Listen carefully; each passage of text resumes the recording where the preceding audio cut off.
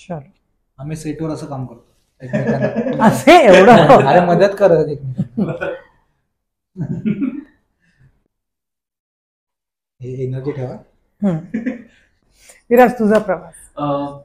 माझं क्रेडिट देईन मी सुनील दांगे, आमचे जे मॅनेजर आहेत त्यांना, विनायक पुरुषोत्तम आणि बने आणि दत्तू यांना नाही. ओके.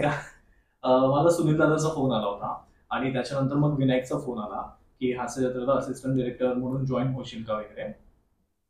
तर मी घाबरलो होतो. तर मग विनायकला विचारलं तर विनायक बोलला की मला माहिती तू करशील, मला तुझ्यावरती विश्वास आहे, सो मी सरांशी बोलतो. मग तो सरांशी बोलला आणि मग थोड्या वेळात मला कॉल करून सांगितलं की तू या तारखेला ये जॉईन हो म्हणून. म्हटलं अच्छा ठीक आहे. आणि आता ह्याची तरी इच्छा होती किंवा ह्याचीही होती, माझी इच्छाच नव्हती अभिनयाची तिकडे नव्हती, कारण एक तर सगळं नवीन होतं आणि आम्ही जेव्हा एकांकिका करायचो वगैरे ना तेव्हा अभिजित पवार आमचा मित्र आहे, तो आम्हाला दाखवायचा लेखक ना अभिजित, लेखक आहे. सो तो आम्हाला दाखवायचा की समीराचं स्किट बघा, विशाखा ताईचं वगैरे. आणि विशाखा ताई तेव्हा आम्ही जिथे अंबरनाथला कंपनीतला रिहर्सल करायचो तिकडेच विशाखा ताईचं घर आहे. तर तेव्हा ताई अधूनमधून यायची आम्हाला आमचं रिहर्सल वगैरे बघायची. सो मी जॉईन झालो आणि मला 1 वर्ष कम्प्लीट झालं होतं आणि मी अजिबात नाही अभिनय वगैरे मला करायचा आहे किंवा डोक्यातही कधीच नाही आलं. कदाचित खोटं वाटू शकतं तुला, पण असं खरंच मला कधीच वाटलं नव्हतं. आणि झालं असं की काही कामानिमित्त हा रजेवर होता, त्यांनी सुट्टी घेतली होती आणि ह्याचं एक कॅरेक्टर होतं स्किट मध्ये, श्यामदादा, शिवाली, गौरव वगैरे ते स्किट होतं. आणि विनायक बोलला की विराज करेल सर, तर तो त्याने थिएटर वगैरे केलेलं आहे, तो ऍक्टिंगही करतो, मी ओळखतो त्याला. तर सर म्हणाले की ठीक आहे, तुला वाटतं ना, म्हणजे मी जॉईन झालो तेव्हाही सर म्हणाले की तुला तो योग्य वाटतं ना, तर घे त्याला एडी म्हणून. आणि ऍक्टिंगच होतं. आणि ह्यांची तरी टेक्निकल, माझी तर टेक्निकल वगैरे काहीच झाली नव्हती, फक्त आर्टिस्ट सोबत रिहर्सल झाली होती. आणि ना मी विंगेत आपला उभा आणि माझी एंट्री सगळ्यात शेवटी होती, छोटाच रोल होता, शेवटी होता, कारण एंड माझ्यावरती होता. आणि मी पाणी वगैरे प्यायलो आणि मी उभा आहे आणि मला असं मध्येच झालं की मी काय करणार आहे असं मला झालं. आणि मग मी विंगेतून धावत समोर आलो आणि मग मी ठरवलं की अच्छा मी इकडून असं येईन, मी इथे उभं राहीन, इकडे उभं राहून बोलेन, मग एक वाक्य मी तिकडे जाऊन बोलेल वगैरे, असं माझं चाललं होतं. आणि फक्त सरांना मी जाऊन विचारलं की सर मला एक टोन सुचलाय, तो घेऊ का वगैरे. ते पण खूप घाबरत विचारला. सर म्हणले हा नको, तू असं ह्या टोन मध्ये बोल. म्हटलं ओके. आणि परत धावत मी विंगेत थांबलोय, स्क्रिप्ट सुरू झालं वगैरे. आणि मग माझी एंट्री आली आणि मग ती घेतली. आणि तेव्हा ना कॅमेराचा अंदाज येत नव्हता, सो श्यामदादा वगैरे गौरवाचा हात पकडून मला सेट करतात की असं असं ये, असं असं उभं राहलं वगैरे, त्यांचं चाललंय आणि मी पण आपला डायलॉग बोलता असं. आणि मग ते झाल्यानंतर मग अरुण सर वगैरे सगळ्यांनी कौतुक केलं की छान काम केलं, छान काम करतोस वगैरे. आणि मग ते तिथून मग तो प्रवास सुरू झाला ऍक्टिंगचा वगैरे. आणि मोठे सर वगैरे मला म्हणाले की आम्हाला एका ठिकाणी मी इंटरव्ह्यू दिला होता, तेव्हा ते म्हणाले की अच्छा तू एकांकिका वगैरे करतोस, म्हणजे तुझा इंटरव्ह्यू बघितल्यानंतर कळलं की तू एवढं, कारण तिकडे ना आम्ही शांत असतो, आम्ही गप्प असतो, आमच्या तोंडातून आवाज नाही. आजही म्हणजे एवढं छान सेट झालं, त्यांच्यासोबत फ्रेंडशिप झाली, तरी पण नाही ती भीती वाटतेच. पण हा आजही असं असतो, मी पाठीमागे गप्प असतो, दत्तू पण आपलं बोलतो आणि फक्त आमची नजर चालू असते एकमेकांकडे वगैरे. बाकी सगळे खूप जेल झाले, म्हणजे आम्ही झालोय. पण मोठे सर आता मला लास्ट टाइमच बोलले की घाबरू नको, बिंदास आमच्याशी बोलवला.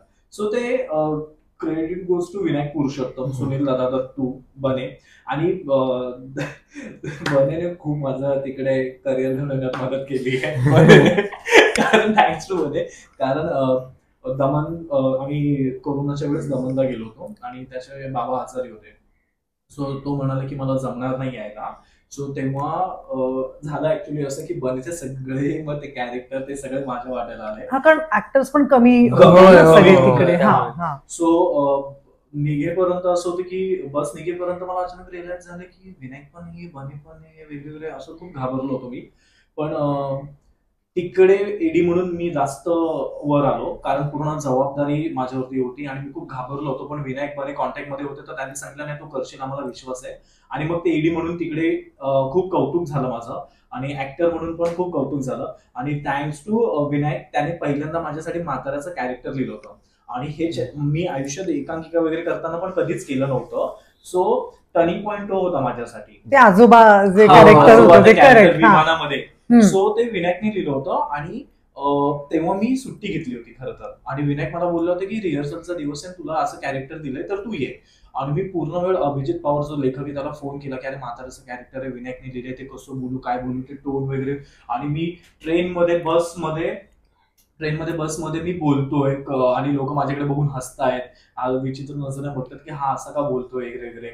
आणि ते झालं कॅरेक्टर, आणि ते स्किट झालं, आणि ते स्किट संपल्या समीर दादा धावत आला माझ्याकडे आणि त्याने मला घट्ट मिठी मारली. आणि तेव्हा मग प्रसाद सर, सई मॅम, प्राजक्ता आणि सर, आमचे दोन्ही सचिन सर आणि पूर्ण टीम, सगळ्यांनी भरभरून कौतुक केलं. सो तेव्हा खूप छान वाटलं की ऍक्टर म्हणून मग तेव्हा जरा की आपण करू शकतो, किंवा काय एकांकिका वगैरे करत होतो, पण ते आपल्याला सुटेबल असे कॅरेक्टर करत होतो. सो असा तो एडीचा आणि ऍक्टिंगचा तो प्रवास सुरू झाला. आणि मग सरांनी हळूहळू आम्हाला स्किट मध्ये वगैरे वगैरे घ्यायला सुरुवात केली, छोटे रोल करत करत करत मग पूर्ण एक लीड रोल पण त्यांनी द्यायला सुरुवात केली. सो पण मग तुला डिरेक्शन मध्ये जास्त इंटरेस्ट आहे? अब बोल आपण तो म्हणाला ना, सही पकड़े. सही पकडे. चल अब मजा आया, अब मजा नाही, आया. मी विचारलं कारण तू असं म्हणालास ना मजा आहे. की निखिल आणि दत्तूला ऍक्टिंग मध्ये इंटरेस्ट होता, तू बोललास, त्यामुळे माझ्याकडे प्रूफ आहे, तू बोललास. अब मजा आहे. मला दोन्ही कामामध्ये इंटरेस्ट आहे. आणि आता ऍक्च्युली खरं तर जास्त करून ऍक्टिंग कडे गेलाय, कारण काय होतं ना की विनायकने, हास्य जत्रेने मला तो कॉन्फिडन्स दिला, सगळ्यांनी कॉन्फिडन्स दिला की नाही आपण करू शकतो. आणि मला स्वतःला एक कॉन्फिडन्स आला, कारण तोपर्यंत कम्फर्ट झोन मध्ये मी रोल केलेले आहेत. सो ना तिकडे त्या सगळ्यांसोबत त्यांच्या बरोबरीने आपण काम करू की नाही. आणि जेव्हा ती माझी कामं अंडरलाईन झाली ना, तेव्हा सगळ्यांची सुरुवात आमची ऍक्टिंग पासूनच झाली होती. आमच्या सगळ्यांना ऍक्टरच बनायचं होतं. पण एकांकिकेचं जसं हा मॅनेजमेंट म्हणाला की तसं तेव्हाचे जे डिरेक्टर होते ना, ते मला सांगायचे की रिहर्सल घे किंवा रिहर्सल बघ. मग ते जे ऍक्टर होते ना, त्यांच्यातलं जे मिस व्हायचं किंवा छोट्या छोट्या जागा होत्या ना, त्या मी अंडरलाईन करायचो, त्यांना सांगायचो. सो ते एडी वालं काम मी तेव्हापासूनच ते एन्जॉय करत होतो. आणि ऍक्टिंगची आता जरा ऍक्टिंग पण करू लागलो, आणि ते जरा जास्त छान वाटू लागले आणि ते जास्त आवडू लागले. So in future me actor म्हणून मला स्वतःला बघायला आवडेल. बाकीच्या विचार काय बाकीच्या विचार.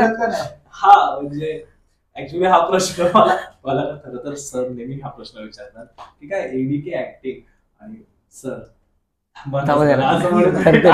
सरांना पाठवते मी क्लिप.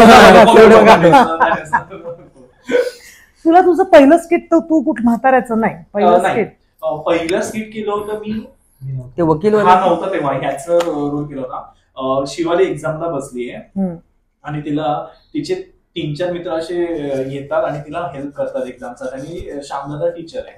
सो ते माझं पहिलं स्किट होतं. पण आम्ही ते जेव्हा आम्ही तिघांनी पण स्किट मध्ये आम्हाला पहिल्यांदा घेतलं होतं, किंवा त्याच्यानंतर पण ना म्हणजे आम्हाला अधूनमधून घेतलं, पण आम्हाला तेव्हाही असं वाटत नव्हतं की पुढे ते कंटिन्यू होईल आणि आम्हाला कंटिन्यू घेतील वगैरे असं. कारण आम्ही आणि तिघांचं पण असं आहे ना की जेव्हा ह्याचं कामाचं कौतुक होतं तेव्हा मी मोबाईल घेऊन असतो, डोळ्यात पाणी असतं. ह्याचं काम होतं तेव्हा याला घट्ट मिठी मारतो, किंवा माझं काम छान झालं असेल तेव्हा जेव्हा मी ते लेडी कॅरेक्टर केलं होतं तेव्हा हा मला बोलत होता भाई खूप सुंदर काम झालं, आणि आजचं वामन पेठ आहे ते तुलाच आहे म्हणून. आणि मी बोललो की ते मिळो पण तू बोललास म्हणजे काहीतरी असेल. आणि ते असे आमच्यातले ते स्पेशल मुवमेंट आहेत. मी एक किस्सा सांगतो तसं समीर विशाखा द्यायचा. मला आता समीर दादा आणि विशाखा ताई त्यांची जोडी होती, आणि त्यांच्या स्किट होतं. आय थिंक माझी एक छोटी एंट्री होती वाटतं, नाही मला रिहर्सल घ्यायची होती, रिडिंग घ्यायची होती त्यांची. मला पाठवलं आणि मी आलो आतमध्ये, गंभीर वातावरण, समीर दादा बसला, विशाखा ताई बसले. मी शेवटपर्यंत बोलूच नाही शकलो. मी शेवटपर्यंत असंच माझं, आणि समीर दादा मला सारखं तुला काय झालंय, तू का घाबरतोय. शेवटपर्यंत माझा शब्द फुटला नाही, शेवटपर्यंत. विशाखा ताईने फक्त एकदा माझ्याकडे असं बघितलं, अरबी जे घाबरलं. आणि ताईची आणि माझी जुनी ओळख आहे, पण मी दादा म्हटलं मी नाही घेऊ शकत, माफ करा दादा. म्हणतो तू एडी आहेस ना, कोण बोलतं असं, मी नाही घेऊ शकत. म्हटलं मी तुम्ही बोला, मी फॉलो करतो, कुठे अडलं तर सांगेन की दादा वगैरे. पण ते अडलंय हे सांगताना मी स्वतःच फंबल मारत होतो. तो म्हणजे तो दिवस मी विसरू शकत नाही. मी एवढा घाबरलो होतो. मी म्हटलं की बाकी कोणाचंही सांगा, पण काय माहिती भीतीच होती खूप वाटते जास्त. तुला. वाटते ती भीती. जायचो. माझा कॉन्फिडन्स बघा माझे मी स्किट मध्ये असेल रिहर्सल वगैरे झाली असेल बाहेर आलो की काय विराट तू विचारतो काय विराट चालू काय अरे भाई तू आज तू फक्त समोर असशील ना समोर थांबा का आणि दत्तू वगैरे समोर येऊन बस असा हाताची घडी करून उभा वगैरे माझी एंट्री आली अरे पण दादा हा आणि कॉन्फिडन्स अरे भाई तू बघ आज बघ तू आज माझी बॅटिंग बघ रे तू आज ना सिक्सच मारतो हे आम्ही नाही करत. आम्ही नाही करत. कारण काय होतं की रिहर्सल चोख झालेले असते वाक्य खणखणीत आलेले असतात टायमिंग वगैरे सगळं छान झालेलं असतं आणि तिकडे काहीतरी तू वाचतू बघत घेतो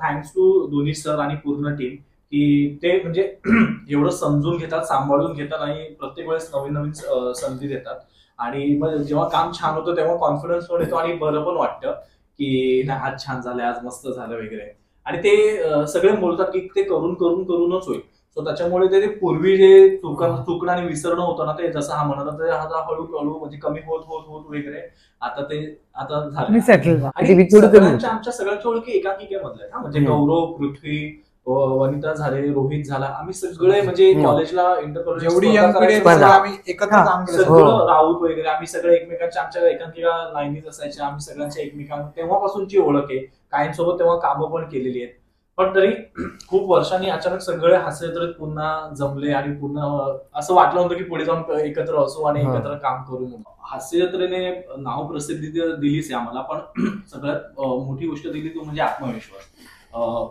मोठी स्वप्न बघण्याचा कारण आपण काय असतो की आपण एका मिडल क्लास फॅमिलीतून बिलॉंग करत असतो सो त्याच्यामुळे ना आपल्याला आखीवरेखी गोष्टी असतात की हेच करायचं एवढंच करायचं याच्या पुढची आपली कुवत नाहीये किंवा ते तर जेव्हा स्ट्रगल करायचं तेव्हा ना एक मनात येऊन जायचं की मोठे आर्टिस्ट बघताना की आपल्यासोबत कोणी असं आपल्याला ओळखतील का किंवा आपण असं कधी मोठं काम करू शकू का किंवा कोणी येऊन आपल्या ऑटोग्राफ घेतील आपल्या सेल्फी घेतील का वगैरे असं सो ते म्हणजे ना माझ्यासोबत जेव्हा हे घडलं ना तेव्हा मला हे नाही जाणवलं म्हणजे लोक येऊन माझ्यासोबत त्यांनी फोटोज काढले कोणी ऑटोग्राफ वगैरे घेतला ऑटोग्राफ नंतर मग मी घरी जात होतो ना तेव्हा मला सडनली जाणवलं की अरे विराज काही वर्षांपूर्वी आपण हे सगळं असं म्हणजे आपण विचार करायचो की आपल्यासोबत कधी होईल का आणि ते आता झालं मला सगळ्यात जास्त आनंद झाला की आई संध्याकाळी घरी आली आणि तिच्या डोळ्यात पाणी होतं ती खूप आनंद होता तिच्या चेहऱ्यावरती की ती म्हणाली की खाली आली मला खूप लोक भेटली आणि ते म्हणाले की तुम्ही विराज जगतापची आहे ना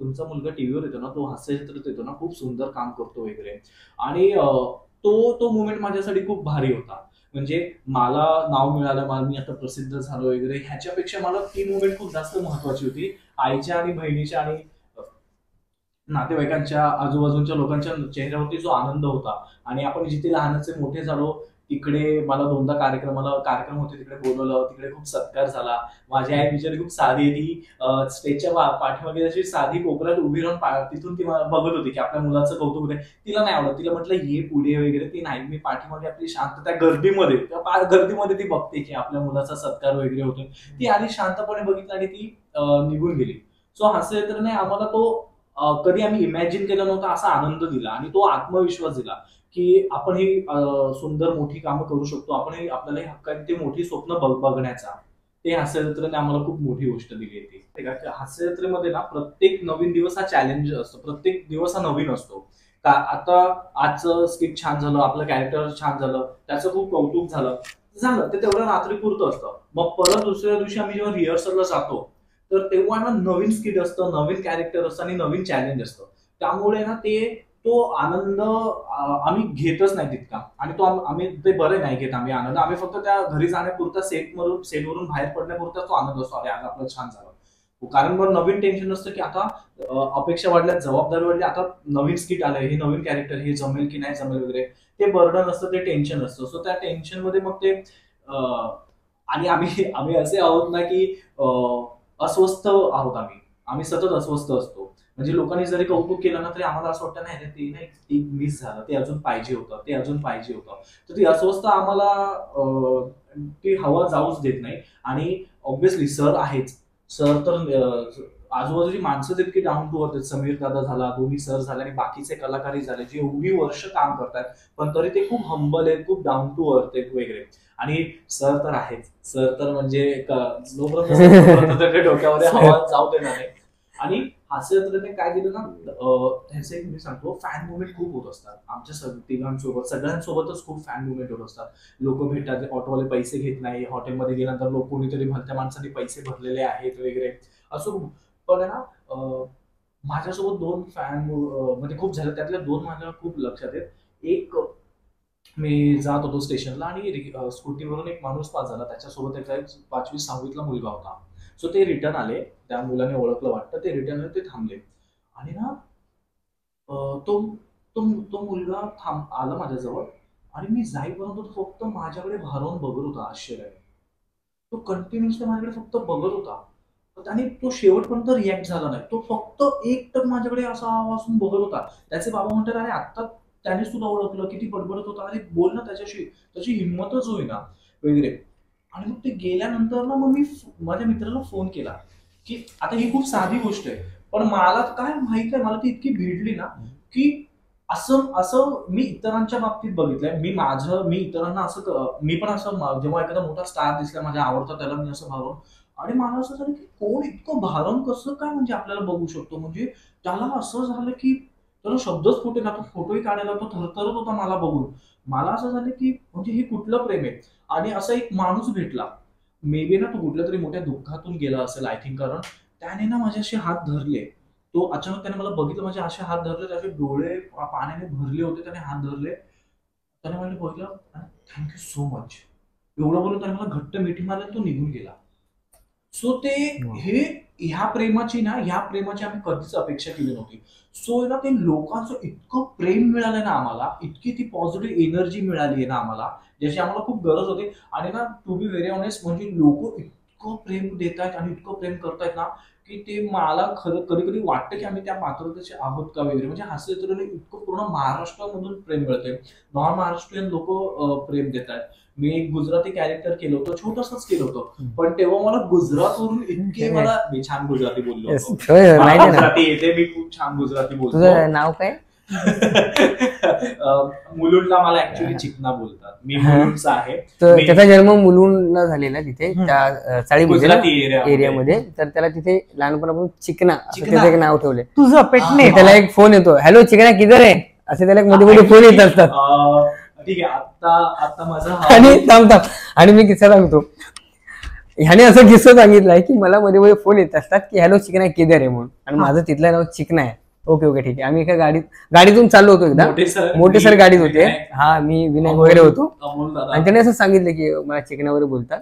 आणि मग याने फोन लावला मुलुंडच्याच मित्राला, हॅलो हा भाई, हा चिकना बोल रहा हूं मैं, हा चिकना चिकना चिकना बोल रहा हूं. त्याने नाही ठेवून दिला त्याने. झालं दुसऱ्या दिवशी स्किट मध्ये चिकना कॅरेक्टर आलं. झालं असं की काय झालं होतं की रोनकला फोन केला होता मी, आणि रोनक कन्फ्युज होता कारण रोनक काय, माझा मुलुंडचा मित्र आहे, गुजराती आहे, रोनक त्याचं नाव आहे. प्रणव, रोनक, मयंक असे माझे मित्र आहेत. सो झालं असं की मी प्रणवला आधी फोन केला, तर प्रणवने फोन नाही उचलला. मयंकला गेला, त्यांनी उचलला नाही. तर मी म्हटलं की, आणि मला असं झालं की आम्ही ठाण्याला उतरून मी म्हटलं की आज मुलुंडला सुट्टी आहे, तर मुलुंडला जातो, सगळ्यांना भेटून येतो. आणि तर नेमकं रवी पण बिझी होता, तर रवीने मला टेक्स्ट मेसेज केला, माझा मित्रच आहे मुलुंडचा, की मी तुला थोड्या वेळात कॉल करतो. तर रोनकला फोन केला आहे ना, रोनक, अरे હું चिकना बोलू છું. कोण चिकना? अरे चिकना नाही ओळखलं, शेवटपर्यंत नाही ओळखलं. आणि फोन चालू आहे, समोर मोठे सर आहेत, विनायक आहे, मी त्याला टेन्शन आलं, कोणीच ओळखे ना, कोणी ओळखेच नाही त्याला, तेवढं फोन शेवटी. आणि झालं असं मग मी मुलुंडला उतरलो आणि मग हा आला रोनक माझ्या स्वागताला, अरे भाई, अरे माझ्या लक्षातच नाही आलं तू, आणि मला ना ठीकच होतं, मी कन्फ्युज होतो वगैरे, सॉरी मिठी मॅडम. म्हणलं काय मिठी, गाडीमध्ये जेवायचं होतं ते विषय दिला. तर चिकना का बोलायचं, कारण मी असं खूप गोरापान छान वगैरे होतो, आणि माहित नाही का मी असं खूप गोरापान वगैरे होतो, मधला बोलला ऍक्च्युअली मी टॅन झालो. तर तेव्हा म्हणून ते मित्र मला चिकना बोलायचे, या चिकना आला बघ गोरा गोमटा वगैरे, आणि बाकी थोडे असे सावळे वगैरे होते. सो त्याच्यामुळे त्यांनी ते चिकना नाव ठेवलं आणि ते पूर्ण मुलांमध्ये प्रचलित झालं. सो ते विराज म्हणून मला ओळखत नाही पटकन, चिकना म्हणून काय नाही, काय ओळखत नाही की तेच की एवढे सगळे मोठे मान्यवर आम्हाला आज पर्सनली आमच्या नावाने ओळखतात. आता असे एक दोन पटकन सांगतो किस्से की सिद्धार्थ जाधव आला होता आमच्याकडे दादा. सो मी एडी म्हणून मला ते जावं लागतं आणि त्यांना सगळं भेटावं लागतं, सगळं करावं लागतं काम. सो मी त्याला गेलो आणि तो मला बोलला की अरे विराज दत्तू कुठे, मला दत्तूला भेटायचंय, दत्तूचं मी स्किल बघितलं, इतकं सुंदर काम होतं. आणि मी ना, मला माहित नाही का, मला एवढा आनंद झाला. मी बोललो हो, आणि मी धावत याच्याकडे गेलो. डोळे आम्ही इमोशनल, आमच्या डोळे भरले की मला असं झालं की मी गेल्या सिद्धार्थ जाधव, ऑब्व्हियसली सिद्धार्थ जाधव. आम्ही या सगळ्यांना टीव्हीवरती बघत आलो, लहानाचे मोठे यांना बघतच झालोय आम्ही. आणि त्यांनी येऊन तो आल्या मला दत्तू विषयी विचारतो. मी धावत प्रोडक्शन मध्ये गेलो, सांगतो अरे सिद्धार्थ जाधव तुला भेटायला बोलवलं तो, कारण ते माझ्यासाठी पहिल्यांदा होतं. आणि त्याच्यानंतर मग मी स्किप मध्ये बऱ्यापैकी मग काम करू लागलो वगैरे. मला सिद्धार्थ जाधवचं बॉयला त्याने मला सांगितलं की दादाने तुला बोलवलंय. आणि मी गेलो आतमध्ये बसलो आणि दादा बसला होता, मला बोला ये बस वगैरे. आणि मला जवळ बसवलं होतं आणि मला म्हणतो की तुझा ब्रेक होता आमचा, आणि मला म्हणतो की तुझं काम मी बघतोय, तूही आता हळूहळू छान सेट होतोय, हळूहळू तूही स्किप मध्ये येतोय वगैरे वगैरे. तर मला म्हणाला की छान मस्तपणे काम कर, घाबरू नको, पॅनिक होऊ नकोस, कोणी तुला चिडवलं, पाय खेचले वगैरे, जे काय असेल ह्याच्या पुढे पण सुद्धा तू फक्त तुझ्या कामावरती फोकस कर आणि तू काम करत राहू दे. आणि मला म्हणजे आमच्यासाठी ही गोष्ट खूप मोठी आहे की मराठीतले एवढे मोठे स्टार आम्हाला असं पर्सनली ओळखतात, नावाने आम्हाला बोलवतात. म्हणजे अजय अतुल नाव तर केवढं मोठं आहे. मी म्हणजे ना, मला आजही तो किस्सा सांगताना मला अजूनही असं मला विश्वास बसत नाहीये स्वतःवरती. मी अनुभव घेऊन सुद्धा मी अजय सरांच्या व्हॅनिटीमध्ये गेलो आणि त्यांचा स्टाफ होता आणि अजय सर आतल्या रूम मध्ये होते आणि त्यांच्या स्टाफला सांगितले हॅलो मी विराज जगताप, मी इथे एडी आहे, तर सरांना किती वेळ लागेल, आपण इतक्या वाजता कॅमेरा रोल करणार आहोत वगैरे वगैरे. अरे आपले प्रोटोकॉल आहेत ते, बरोबर. त्यांचा तो माणूस गेला आणि त्यांनी सांगितलं की कोणी विराज जगताप आलाय, तो विचारतो की तुम्ही कधीपर्यंत रेडी व्हाल, 3चा कॉल टाइम वगैरे. आणि अजय दादा पटकन उठून धावत आला आणि मला मिठी वगैरे मारली आणि मला म्हणाला मित्रा तू काय सुंदर काम करतोस वगैरे. आणि त्याने त्याच्या पूर्ण स्टाफला बोलवलं त्याने. आणि त्याने अजय दादाने सांगितलं की गाईज तुम्हाला माहिती हा कोण आहे, हा आता ईडी म्हणून आलाय, पण थोड्या वेळाने हा स्किप मध्ये असेल ना तेव्हा ह्याला बघा, हा कम्प्लीट वेगळा असेल. म्हणतात की तू कसं हे करतो वगैरे. अरे अतुल बघितलंस का कोण आले आपल्या व्हॅनिटीमध्ये. आणि ना मला खरंच इतकं दडपण आलं की तुम्ही अजय अतुल आहात. आणि मला विश्वास आणि मला अजूनही विश्वास बसला की अजय सर म्हणजे. आणि अतुल दादाला सांगतायत आणि अतुल दादा रुसला होता कारण खूप गेस्ट आले होते. मी सगळ्यांकडे गेलो, फक्त त्याच्याकडे गेलो नव्हतो. आणि मला खरंच हे असं झालं की अतुल दादा रुसला. तो मी रुसलो, तू आला माझ्या व्हॅनिटीमध्ये आला नाही बोलवला. म्हणजे की दादाने एका स्किट मध्ये परफॉर्म केलं होतं.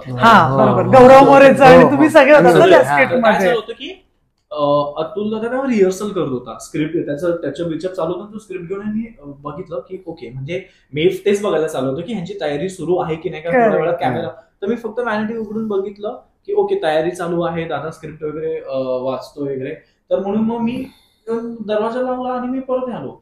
आणि नंतर तू मला बोलतो की तू सगळ्यांना भेटलास, मला भेटायला आला ना, मी तुझी वाट बघत होतो की तू आत्ता येशील तसं. सो हे अरे चंदू सर झाले की ज्यांच्या नाटकांना मी म्युझिक ऑपरेटिंग वगैरे करायचो. इव्हन गोस्वामी सरांच्या पण नाटकांना म्युझिक ऑपरेटिंग वगैरे आम्ही करायचो. सो इव्हन एका कॉम्पिटिशनमध्ये गोस्वामी सर आमच्या एकांकिकेला प्राइज देतानाचा फोटो वगैरे. मला आमचा अभिजित पवार तो म्हणाला कळलं हे गोस्वामी सर आहेत ज्याच्या म्युझिक ऑपरेटिंगला आपण जायचो वगैरे. तर असे बरेच मोठे मान्यवर आहेत जे व्यावसायिक नाटकामध्ये तेव्हा आम्ही म्युझिक ऑपरेटिंगला जायचो वगैरे, पॉकेट मनी म्हणून वगैरे. आणि तेव्हा आम्हाला कधीच वाटलं नव्हतं. आणि आज स्वप्नील जोशी येऊन मिठी मारतो, बरेच जण अंकुश चौधरी आहेत, भरत दादा आहेत की जे इतक्या नावाने ओळखताना इतक्या आपुलकीने येऊन आम्हाला भेटतात ना.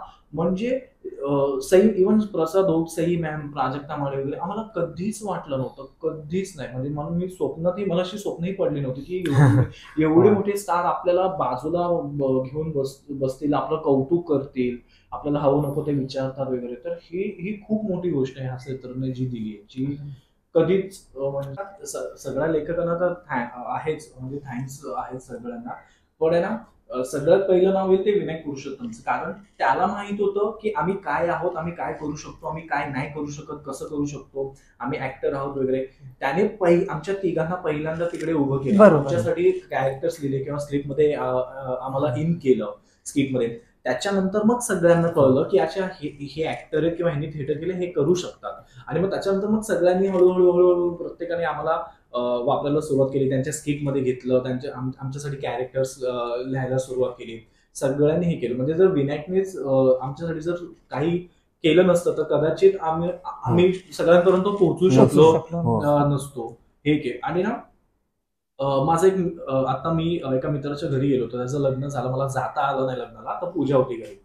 तर तेव्हा एक कळलं की नशिबा, आता आम्हाला सगळं आमच्या तिघांच्या बाबतीत बरेच जण म्हणतात की अरे हे काय नशिबाने आलेले, कारण आमच्याबद्दल फार लोकांना माहित नाहीये आमचा स्ट्रगल, किंवा अर्थात काय खूप इतरांसारखा खूप मोठा नाहीये आमचा, पण जो काय आहे तो त्याच्यात सातत्य होतं, त्याच्यात प्रामाणिकपणा होता. आम्ही कधीच चीट केलं नाही, आम्ही कधीच रंगभूमीशी वाईट वागलो नाही, किंवा आम्ही कधीच काही चुकीचं केलं नाही. आम्ही नेहमी प्रामाणिकपणे 100% प्रयत्न केले. नशिबाचा तर भाग आहे, पण माझा म्हणजे तो मित्र म्हणाला पटकन, त्याच्या घरी गेलो होतो, तो म्हणाला की अरे तो किती वर्ष थिएटर तो किती सतत करतोय, तो सणासुदीला आमच्या सोबत नसायचा, तो कधी क्रिकेट खेळायला नसायचा, कारण एकांकिकेच्या तालमी वगैरे तुला तर माहिती आहे, 8-8 तास आपण पूर्ण दिवस सलग करत असतो आणि पूर्ण महाराष्ट्रभर दौरे असतात. सो ना आम्ही तिघांनी पण खूप, म्हणजे सगळ्यांनीच पण, आणि आम्ही तिघांनी पण खूप कॉम्प्रोमाइज केले. आम्ही आमच्या घरामध्ये नातेवाईकांची लग्न अटेंड केलेली नाहीत, त्यांच्या घरातले कार्यक्रम अटेंड केलेले आहेत. आम्ही सणासुदीला, दिवाळीला सकाळी सकाळी हा बदलापूरला यायचा, आम्ही तिकडे सेट ठोकतोय, ट्रकमध्ये सामान चढवतो वगैरे. बिचारे आम्ही ट्रेन मधून जात होतो, तर मी विंडोला बसलो तर मास्क नव्हता लावला, तर मला मुद्दाम करतोस ना तू, लोकांनी ओळखावं मुद्दाम करतोस ना, तर म्हटलं नाही असं नाही, तर मास्क कंटाळा येतो, घाम येतो वगैरे, मी नाही घालणार. आणि हा मास्क बीस घालून आला का, एवढं दाढी बिडी तर मास्क. आणि एक बाजूच्या ह्याच्यावरती एक मुलगा बसला होता, आणि तो माझ्यासोबत आधीपासून प्रवास करत होता, त्याने मला ओळखलं नाही. हा आल्या बोलला, त्याचा मास्क वगैरे होता, अरे दत्तू मोरे ना, म्हणजे हा त्याच्या 2 मिनिटं आधी मला ओरडला होता, मास्क घालत नाही काय नाही, मी मग कसा मास्क घातलाय वगैरे वगैरे, तू मुद्दाम करतो वगैरे, आणि त्याने ह्यालाच ओळखलं, मास्क घालून स्किप करू लागलो, हसत आलो. तेव्हा आता हे माझे मित्र होते, यांच्यासोबत त्यामुळे मी कम्फर्टेबल होतो काम करताना वगैरे. पण जी सिनियर मंडळी होती त्यांना मी बघत आलो होतो, हसात चक्कर म्हणजे पॅरीदा कुमारी, गंगूबाई नॉन मॅट्रिक वगैरे असे सिरियल्स त्यांच्या बघत आलो होतो. सो सेम ह्यांना जो अनुभव आला तोच मला अनुभव आला, की जेव्हा त्यांच्यासोबत काम करत होतो तेव्हा त्यांनी मला कधीच जाणून दिलं नाही की मी नवीन आहे किंवा काय आहे. ते बोलले तू बिंदास कर, आम्ही आहोत, चुकलं अडखळलास तरी चालेल, हरकत नाही, आम्ही पण अजूनही अडखळतो, चुकतो वगैरे, असं काही त्यामुळे तू भीती ठेवू नको. आणि गौरव, पीपी वगैरे ही जी मधली फळी आहेत त्यांनी पण तितक्याच सुंदरतेने मला सांभाळून घेतलं, तितक्या चांगल्या पद्धतीने सांभाळून घेतलं. आम्ही एकमेकांचे चांगले फ्रेंड होतो, आमच्या एकांकिका वगैरे सगळ्या लाईनीत असायच्या, पण बरेच जण होते की त्यांच्यासोबत ओळख होती पण काम केलं नव्हतं. सो त्यांच्यासोबत काम करायची संधी ती हास्यजत्रेत मिळाली. सो त्यांनी पण तेच की आम्ही आधीपासून काम करतोय वगैरे, असं काही नाही, तू बिंदास कर, आम्ही आहोत वगैरे, काय तुला सुचलं तर तू सगळं सांग. आणि नंतर जी नवीन फळी आहे त्यांना मी पहिल्यांदा भेटतोय, ओळखतोय, त्यांच्यासोबत कधी काम केलं नव्हतं वगैरे, पण तेच आहे की काम करताना त्यांच्यासोबत पण खूप चांगला रॅपो झाला. आणि कधीच म्हणजे असं कोणी नवीन आहोत वगैरे, कसं होईल काय होईल असं काय नाही, बिंदास करूयात, मस्त करूयात, चांगलं करूयात वगैरे. ह्याच तिन्ही फळ्यांसोबत हा एक सेम अनुभव आला, की सिनियर सोबत पण तो सेम अनुभव आला, आणि मधल्या फळीसोबत पण तेच, आणि ह्यांच्यासोबत कम्फर्टेबल होतो, काम ओळखतो चांगलं, त्याच्यामुळे ह्यांच्यासोबत काही प्रॉब्लेमच नव्हता. भीती तिकडे वाढत होती, पण ते त्यांनी सांभाळून घेतलं, आणि ते आजही सांभाळून घेतात. मी खूप खूप एक्साइट होतो, कारण मी ताईचे खूप इंटरव्ह्यूज बघितले, अनेक मान्यवर इकडे येऊन गेले, आणि मला जेव्हा बने बोलला की ताईने आपल्याला बोलवलं, त्यामुळे मला खूप आनंद झाला, आणि कधी येतोय आणि तिच्यासोबत गप्पा मजा मस्ती करतोय असं झालं होतं. आणि कारण आम्ही भेटलो, तिच्या नाटकानिमित्त भेटलोय, ते खूप कमाल सरप्राईज होतं. मर्दानवाले कुलकर्णी प्लीज बघा, आणि मी आणि बने आम्ही वन्स मोर दिलेला आहे ताईला. अंदाज येईल की ताईचं काम आमच्यासाठी सरप्राईज होतं आणि तुमच्यासाठी सरप्राईज असेल, कारण तिला आपण वेगवेगळ्या भूमिकेमध्ये बघितलंय. सो ते तिचं हे हटके काम आहे, आणि ते काय आहे तुम्ही नाटक बघा. आणि इथे येण्यासाठी मी खूप एक्साइट होतो. मी माझ्या फ्रेंड्सना पण सांगितलं आज मी इंटरव्ह्यूला चाललोय, भार्गवी चाललोय इंटरव्ह्यूला वगैरे, आणि तेही खूप खुश होते. ते म्हणाले की आम्हाला लिंक नक्की पाठव. म्हटलं लिंक पण पाठवणार आहे, पण लिंक तर पाठवूनच पण तुम्ही लाईक करा, शेअर करा, सबस्क्राईब करा. गप्पा मस्ती आणि पॉडकास्ट विथ भार्गवी चिरमुले या चॅनलला नक्की प्लीज लाईक करा, शेअर करा, सबस्क्राईब करा आणि आमचं इंटरव्ह्यू बघा, अभिप्राय द्या, कसं वाटलं, काय वाटलं वगैरे. आणि मदावाली कुलकर्णी नक्की बघा. मी पण शेवटचे आभार मानतो की अर्थात त्यात सई मॅमचे आणि प्रसाद ह्यांचे खूप जास्त म्हणतो, कारण एडी म्हणून मी त्यांच्याशी आता खूप जास्त कनेक्ट आहे. आणि म्हणजे कामानिमित्त मी त्यांच्याकडे सतत जात असतो. आणि सई मॅमचे आणि प्रसाद म्हणजे मी खूप खूप लकी आहे की ते दोघं इतके मला मोटिवेट करतात, इतकं मला बूस्ट करतात ना, की कधी कधी खरंच माझा दिवस चांगला नसतो, कधी कधी माझं काम नीट होत नाही, पण ते दोघं इतकं चेअरअप करताना त्यांच्या कमेंटमधून पण आणि पर्सनल पण जेव्हा आम्ही ब्रेकमध्ये वगैरे मी त्यांच्याकडे जातो वगैरे ना, तेव्हा ते खरंच मी खूप भाग्यवान आहे की इतके मोठे ते दोघं इतक्या मोठ्या लेवलला काम करतात, पण ते मला खूप खूप मोटिवेट करतात. त्याच्यासाठी मी खूप आभारी आहे. इव्हन माझ्या वाढदिवसाला सईनांनी मला व्हिडिओ कॉल केला होता, तेव्हा मला खूप छान वाटलं. तर मी आईला बोलवलं होतं वगैरे, तेव्हा पण त्या मला बर्थडे विश केला आणि तेव्हाही त्यांनी मला खूप मोटिवेट केलं, बूस्ट केलं. इव्हन मी प्रसाद यांच्या व्हॅनिटीमध्ये जेव्हा त्यांना बोलवलं जातो तेव्हा दादाही मला खूप सल्ले देत असतो आणि खूप मोटिवेट बूस्ट करत असतो. इव्हन आम्ही दमणला होतो तेव्हाही दादाने मला खूप खूप सांभाळून घेतलं आणि खूप म्हणजे मला त्याला कळायचं की आज ह्याचं काहीतरी दिन असलंय, पण तो यायचा आणि समजवायचा. आणि प्राजक्ता माळी पण जेव्हा माझं स्किट संपतं ना, तेव्हा मी आणि प्राजक्ता माळी काम चांगलं झालं नाही का, मी आणि प्राजक्ता आम्ही दोघांना एकमेकांना लोक देतं, आज बाई आज तर काय म्हणजे असं. आणि जर थोडंसं काम असं झालं असेल 19-20 ठीक आहे विराज, होईल, डोंट वरी, होईल. पण तिचं आणि माझं ते हमखास आहे की सगळे गेले की ती येते माझ्याजवळ, काय मग असं काय असं वगैरे, तिच्याशी एक ते वेगळं